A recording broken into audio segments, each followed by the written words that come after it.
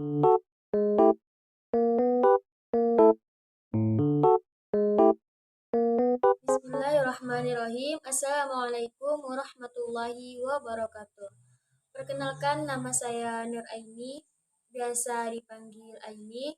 Saya dari Ambawang dan saya alumni dari Sekolah MA Nahdlatul Atfal. Baiklah, di sini saya akan menjelaskan tentang perkembangan bahasa Indonesia. Jadi, perkembangan bahasa Indonesia adalah suatu proses berkembangnya kemampuan seseorang untuk memahami dan mengucapkan kata. Seiring berjalannya waktu dan interaksi, kosakata atau kemampuan bahasa seseorang juga ikut berkembang apabila kita terbiasa mengucapkan dan memahami bahasa Indonesia tersebut. Perkembangan bahasa Indonesia baik secara lisan maupun secara tulisan berkembang mulai pada saat terbentuknya perkembangan bahasa Indonesia, yaitu bertepatan pada tanggal 28 Oktober 1928, yaitu bersamaan dengan momen Sumpah Pemuda. Setelah terbentuknya perkembangan bahasa Indonesia baik secara tulisan maupun secara lisan, Indonesia terus berkembang. Bahkan hingga keejaan yang disempurnakan seperti EYD.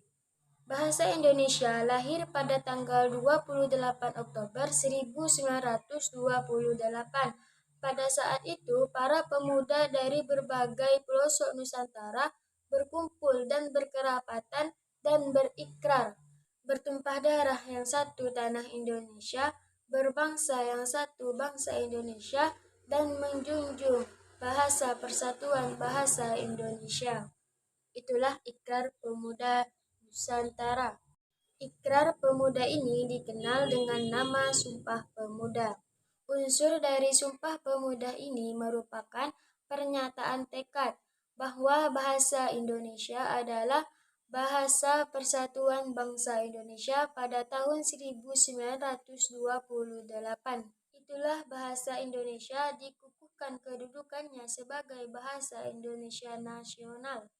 Perkembangan bahasa Indonesia untuk anak usia dini meliputi 4 pengembangan. Yang pertama adalah menyimak, yang kedua adalah berbicara, yang ketiga adalah membaca, yang keempat adalah menulis. Pengembangan tersebut harus dilakukan secara seimbang agar mendapatkan hasil yang optimal.